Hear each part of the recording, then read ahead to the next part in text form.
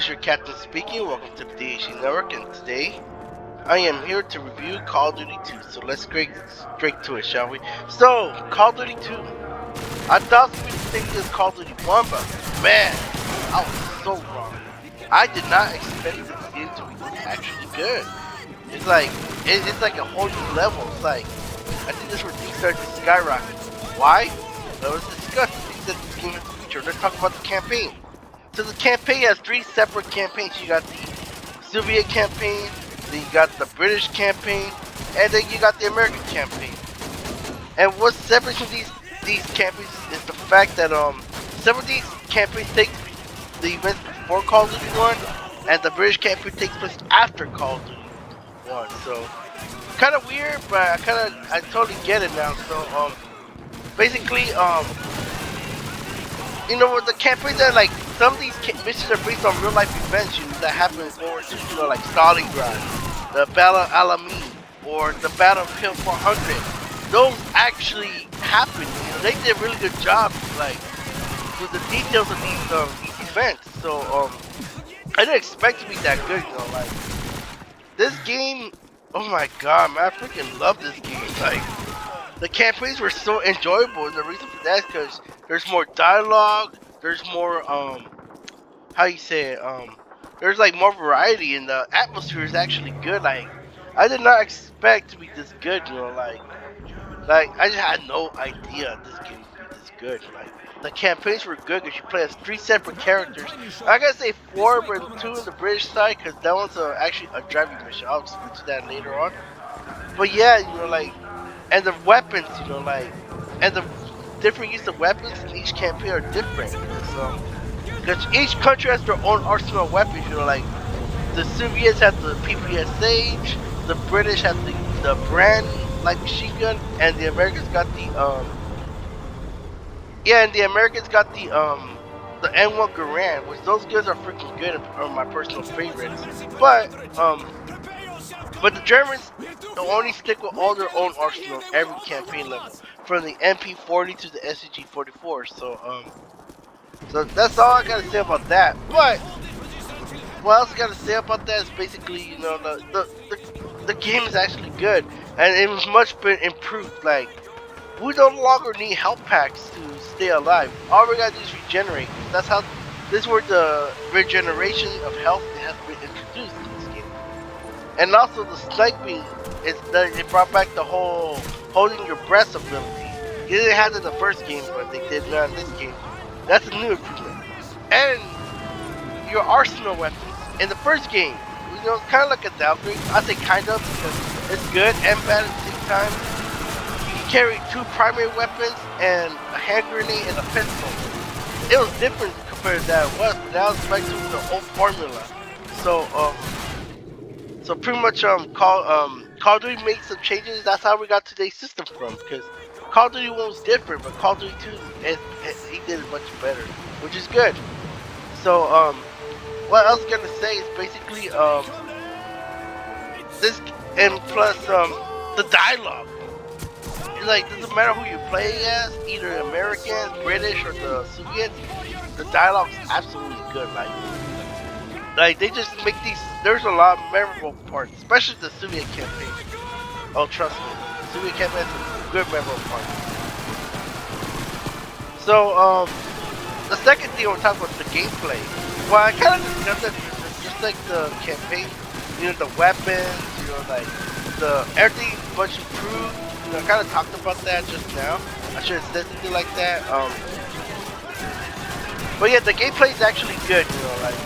I am really comfortable playing this game, right? You know, I'm playing this on PC, but if it was available on PlayStation or Xbox, I think it is available on Xbox. I could enjoy this game even more.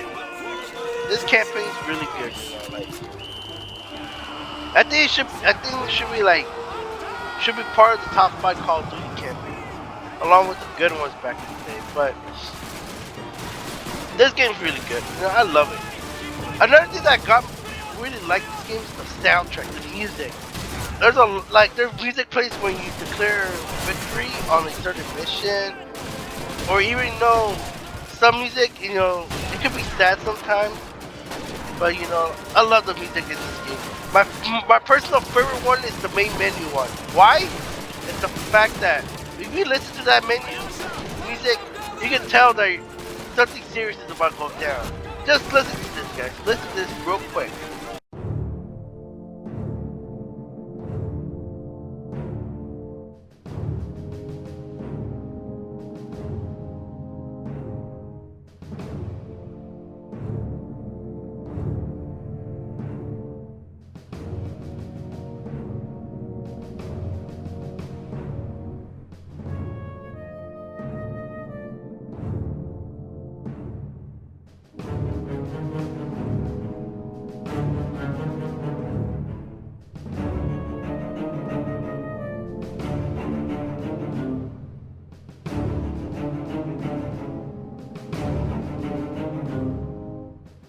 See what I'm talking about, guys? That freaking main menu, man. That's like one of the best main menu music that I ever heard. It just gives me the chills when I'm about to play a new mission. Because you know something down's gonna go up, you know? And that's what I like about this game, you know? The multiplayer, I don't have that much to say about it because due to the fact I never experienced multiplayer. Like, a lot of people say it's absolutely good. That's where Call of Duty started to climb up to these days, you know? Like, I seen videos on it. It looks good. It's unfortunate you can't play multiplayer on this game. I think you could on Xbox One. I could be wrong. Someone let me know in the comments. But this game is one of the most underrated games. And it's absolutely really good. If I had to rank this on my list of Call of Duties, I think I'll put it on my top 5. I didn't expect it to be. I thought it was gonna be on my top 10, but top 5? That's where you know this game's really good. And oh, I forgot another mention the driving sequences. There's like not much driving sequences compared to the last one. The only thing I can talk about is the tank missions. I gotta say it's kind of better than the first one, due to the fact that you know the only thing that's showing your screen is the front tank and the barrel. But in in this game you show like the more exterior of the tank, where you're using like goggles or something like that. It can be annoying, but you know the controls are fine. You know, it's safety as the last game, and probably Call of Duty War at Wars, but still though. But you know the tank sequences, I have no problem with it. You know, like it's just hard.